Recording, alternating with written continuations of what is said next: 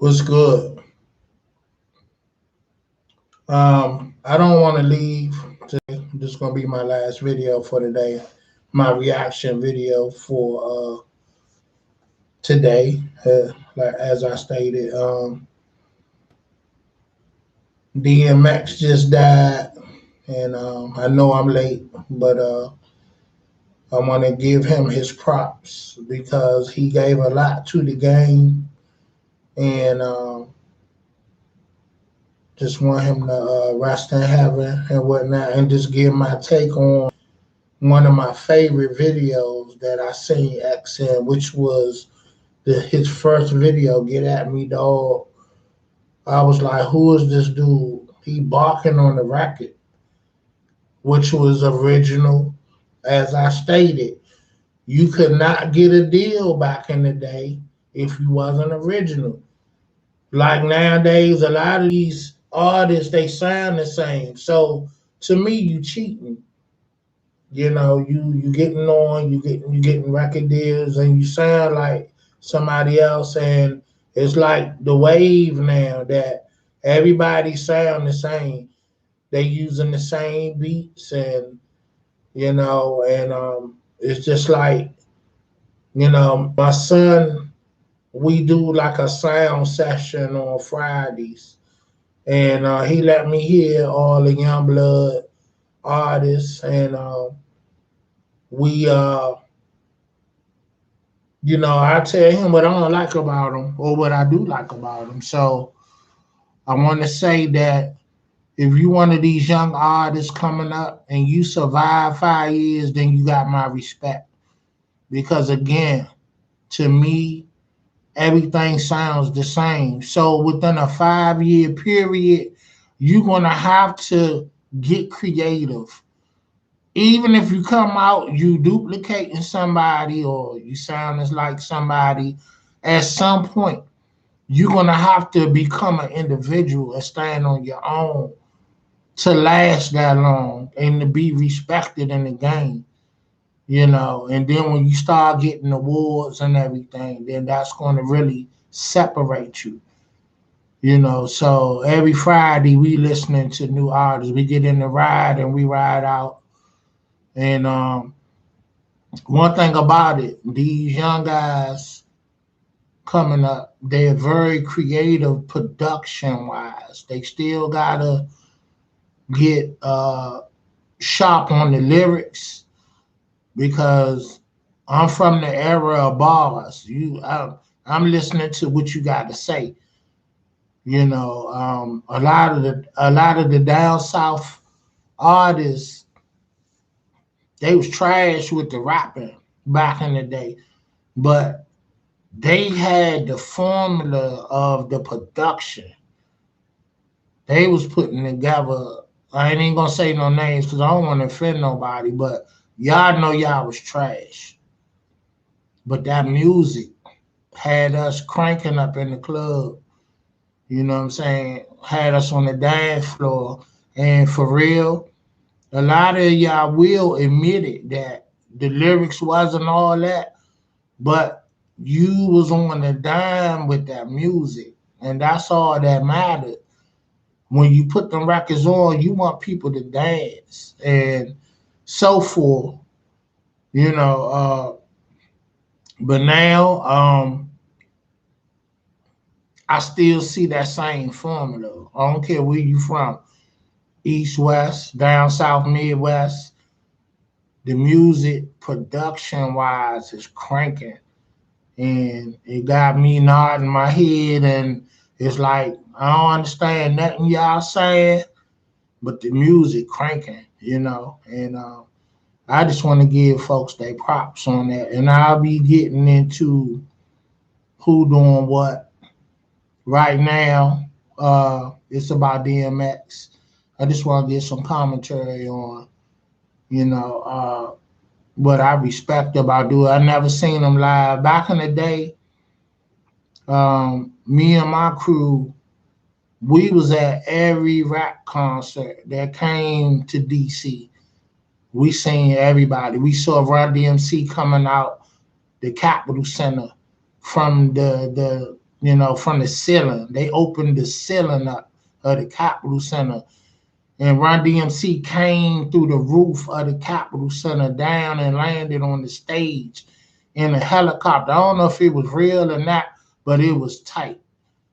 You know, the performance was tight, as far as being creative and giving you your money's worth. And might I add, $50 will get you like damn near 6 acts, and the show will start from like maybe 6 to like 12 o'clock, 6 hours. So 6 acts, everybody had an hour to do their thing, you know. So I never got to see DMX, unfortunately, and but I watched his career grow, and the dude was somebody to be reckoned with at the end of the day, and he did his thing, and what really stood him out from the rest, this man knew scriptures and wasn't afraid to go there and get holy and God on you, you know, in the middle of a rap concert where in the next song he gonna be cussing up and down, you know. But you know, that was really him, and I plan to do that with my content. You know, I'm trying to be different. I'm trying to figure out, okay, out of all the videos that I watch, what and how can I be different? So I just got into my mind and say, be yourself. What do you do? You know, I try to read a lot. You know, I do read scriptures, and you know, I'm a fan of learning new words to help my vocabulary. I didn't finish college, so therefore I work around a lot of professional people, and I like to dialogue with a lot of folks, and I like to understand and comprehend what I'm talking to somebody about and what they talking to me about. You know, I'm not one of the people that stand there and listen to you and don't know what the hell you talking about. And if I don't know what you're talking about, I'm going to ask you, what does that mean? Can you repeat yourself? You know, I was that kid that my grandmother and my mother used to tell me, if you don't understand something at school, ask your teacher to repeat it. It's their job to make sure you understand. And I took that literally. You know, I'd be like, I don't understand. Can you, you know, explain yourself or explain that better? Or can you say that again? Even when I got the UDC, um, unfortunately, we had a lot of uh, international teachers and from India and I want to say Ethiopia, and they have strong accents when they talk, and sometimes you can't understand them, and they talk real low, real, you know, real soft. And I used to sit maybe in the middle of the class, maybe to the back, and I couldn't understand nothing that they were saying, and they would be offended when you ask them to repeat themselves. And you know, so I went to my counselor. They were like, "Look, where you sitting at in the room? I bet you in the back." Say, no, I'm in the middle. You know, sometimes in the back, if I can get to a chair in the middle, and if I can't, then I do go to the back. They were like, well, try to sit up front. So I tried that, and it was the same outcome. I couldn't understand. You know, I'm a person that I pick up from literature. I mean, lecture. And you know, because sometimes instructors give you life lessons in the literature. I mean, the lectures. I'm sorry, and then they give you a breakdown. So I think I understand more from lectures than, you know, reading the actual text, because the text just give it to you straight up and down. They don't remix it at all.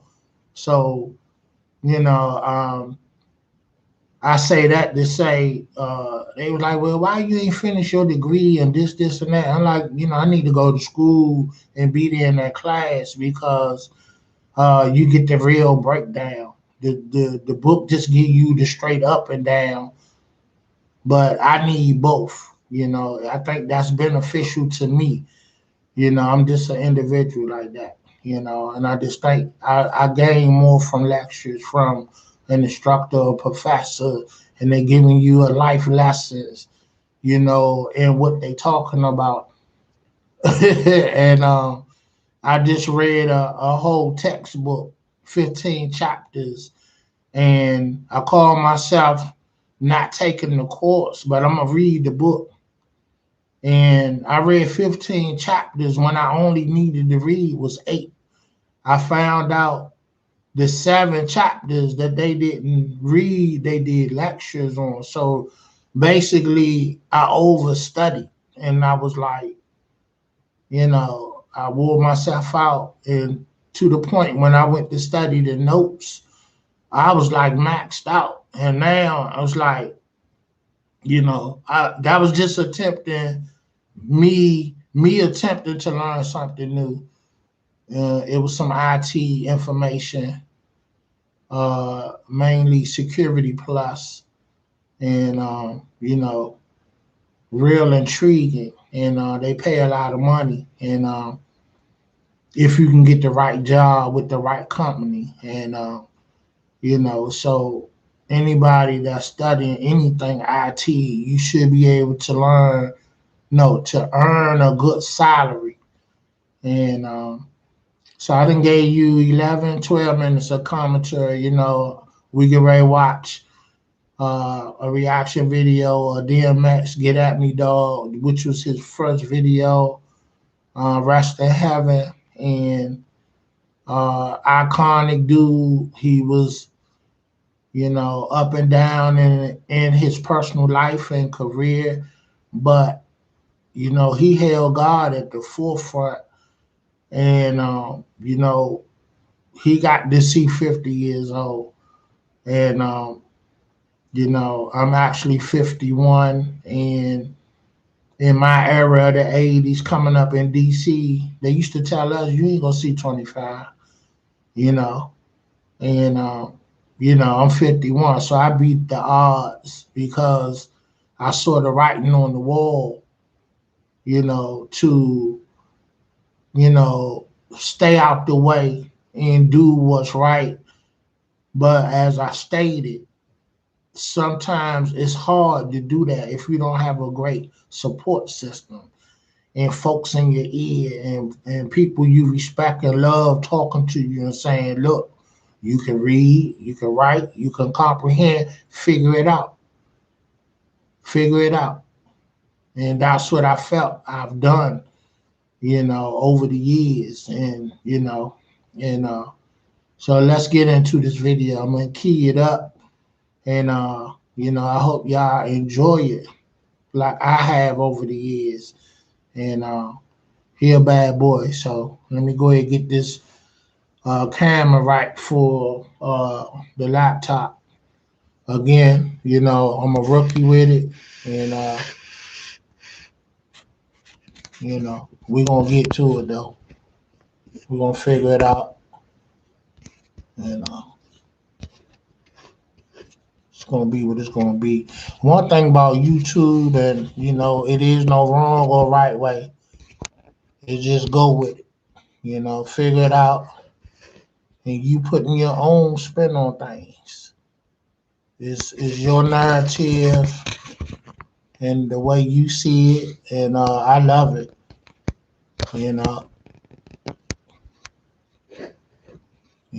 That's what I do.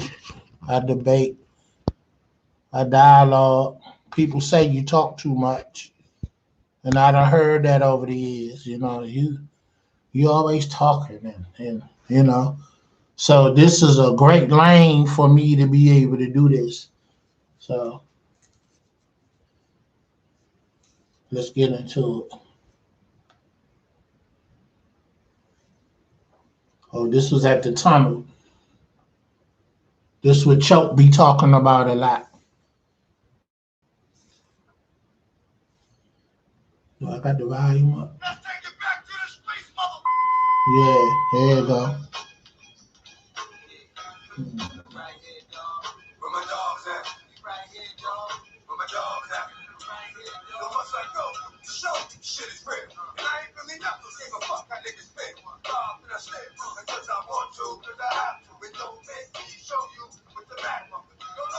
Then they did the video in black and white, which was creative, different for the time frame.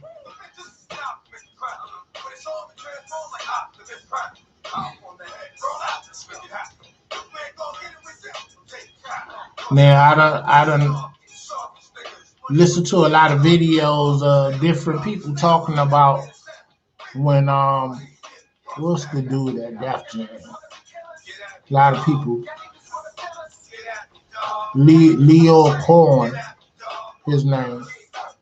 They said when he came to see DMX perform, and I think it was something like this at the tunnel. You know, I'm thinking. I wonder if this was a live video where he really performed, and this was the first time Lyor Cohen seen him. Anyway, once he got off the stage and X asked him, "Yo, how did I do?" And Lyor Cohen stone faced him like you was alright. But then they said when he went, oh, he in the video, Lyor Cohen. Yeah, okay. Look, he said when he went outside, he said, this dude is crazy. He's different. We gotta sign this dude. You know, so yeah, you know. DMX, I didn't know stand for Doc Man X. Doc Man Unknown. So I want to know the story behind it. Who gave him that name? Or why he adopted that name? You know. You know. You know, his mom's took him to, here in DC, we say receiving home, where, you know, Boys Village or something. You know, she was having issues as a single mom, and, you know, she needed help.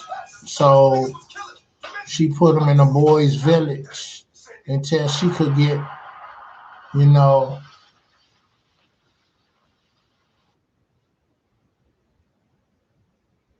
things on track. And then go back and pick them up and whatnot, you know. And this is all public knowledge, so I'm not exposing nothing that's not already out there. But you know, he stayed there longer than he anticipated, and he felt abandoned, and so that's why he was a real emotional dude. But you know, don't get him wrong, because he'll go at you, you know, and you know, Yonkers, New York, you know, from the street. I think that's where Mary J. Blige from too. And the Locks, Jadakiss and all them. But you know, he was a force to be reckoned with. Raw talent, and you know, he made a lot of people careers, and Swiss Beats even said it, without X, I wouldn't be who I am. And they doing great things with the verses. And you know, shout out to D Nice and everybody that held us down in the quarantine. And I like to say happy Juneteenth to everybody. And you know, I enjoyed the day off. It's been a long time coming. You know, me and the fam, we went to the beach, and we chilled out. I beat my son in basketball. Let me put this out there. They play these youngins and this way of playing basketball nowadays. All this take back. I come from the era when you shot the ball come off the rim, you take it back up. Wasn't no you running back to the line, the reset and all that. So this is how the youngins play now, or the game is played. And I had to get my legs right and get used to all the running around that it does, because that's not a young old man game anyway. You really be gassing and winded. But now I got my legs strong enough to be running back and forth, resetting. I told my son that me and my crew back in the day, that's all we did. We balled all day. We get up, we watch cartoons on Saturday, and then I was one of the kids that walked around to all my friends' door, banging on the door. You ready? You coming outside?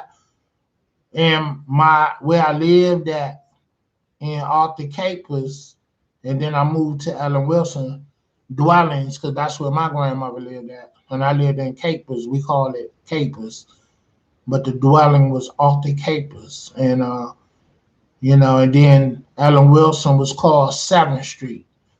And I lived on 7th Street, and outside of out my back door, we had the basketball court, so I could see everybody from my house that came to the court. And legendary games out there, guys that should have been in the pros. And you know but it's always a lot of politics, you know and so it's just not that easy just to go play ball. And this was before the you know the going overseas to play ball and all that. A lot of the guys from my hood should have made it, or should have been on somebody pro team, even in football. We had a lot of guys that could throw that ball, run, catch, just beasting out. Just to name a few, my boy Chucky, uh, Dick Tab and Duck Tab, and they was lethal on that court and on the field. And and of course I did my thing. I ain't gonna leave myself out, but we all got busy with it. We had the Turkey Bowl every year on Thanksgiving. I stopped going in 2012 after maybe 30 years, and that game been going on even before I started going, like at 10 years old or even earlier, because I was going with my cousins. We played at John Tyler Elementary School on that field every Thanksgiving in the morning, and from 8 to 12. And then everybody go home and get ready for the 4 o'clock game, Dallas and Redskins playing and whatnot. And, you know, when they did play on on Thanksgiving, I'm sorry. And, yeah, it was just some good times. But my nephew, Big Boy, played football at Woodson, and Woodson was in the Turkey Bowl 2012, and they won that year. They won the chip. So that was my last. I actually did go to the Turkey Bowl, but I didn't play the hood Turkey Bowl. And then I went to the real Turkey Bowl at Easton to see the high schools play. They played Wilson that year, and they beat them. And Wilson always been a football team that was winning. I'm proud to say my nephew Tay, they call him the microwave at Woodson. He's on the legendary team that went 33-0 and put the first basketball championship up in the Raptors of HD Wilson. So when you go to the gym and see the games and you see that banner, he was part of that team, you know. And my nephew won 4 titles when he was there. He won the JV and he was MVP like in the 9th grade. Um, and then he won 3 more as a junior. He won one as a junior, and he won 2 as a senior, and they went 33-0. And my school, Spingarn, did it 20 years earlier, back in 85, 86. They went 30-0. So they broke the record. And I forget my man named Fred that worked with me at my facility that I work at. He was on that team with Sherman Douglas and them dudes that came out of that time frame. And you know, they went 30-0, and I let my nephew uh, talk to him and gave him some encouragement before they played in the chip. They played who's that? Friendship Collegiate. That's where they played, and they played at the Verizon Center, which is now the Capital One Center. They played, and so my nephew played on the professional court that the Wizards done played on, that they play on every night, and did his thing. They played Cardozo and St. John's. They beat Cardozo the second time. They lost to St. John's the first time. But you know, so as I say, we grooming champions and scholars over here. Team Chambers champions. You know, so we almost at 30 minutes, and it's actually 27 minutes. You know, let me end it with 3 more minutes of complimenting DMX for his accomplishments in the rap game. I forgot he was quite the actor. You know, Romeo Must Die.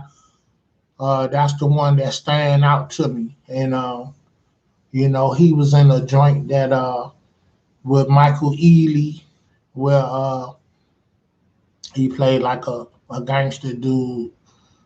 Romeo Must Die. He played with Aaliyah, which was an awesome flick. You know, it was tragic how she went out, and you know, it's just crazy. I was think I was at work that night when I heard Aaliyah had died, and it's just crazy, you know.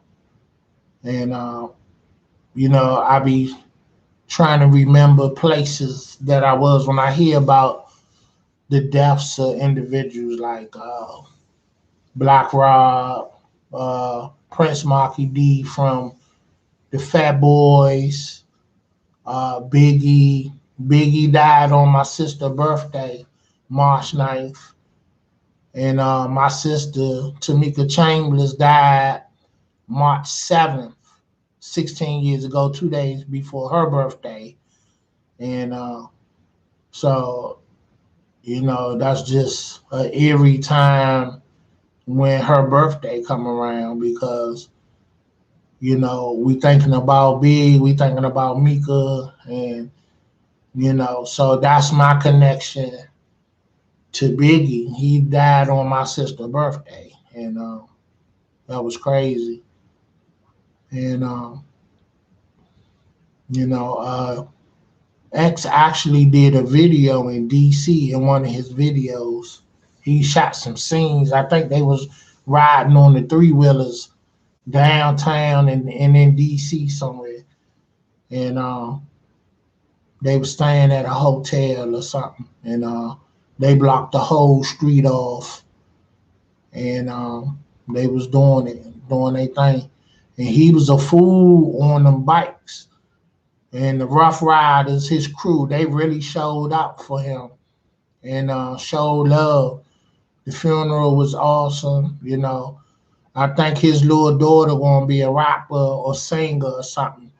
I see it in her. She She not scared of a crowd, and you know she fearless when she pick up that mic, and when she did the little rap, you know, in remembrance of him. So all right, I'm gonna get ready to sign off, and I'll be back at y'all, this Big Dave, and I'm enjoying this every time I record.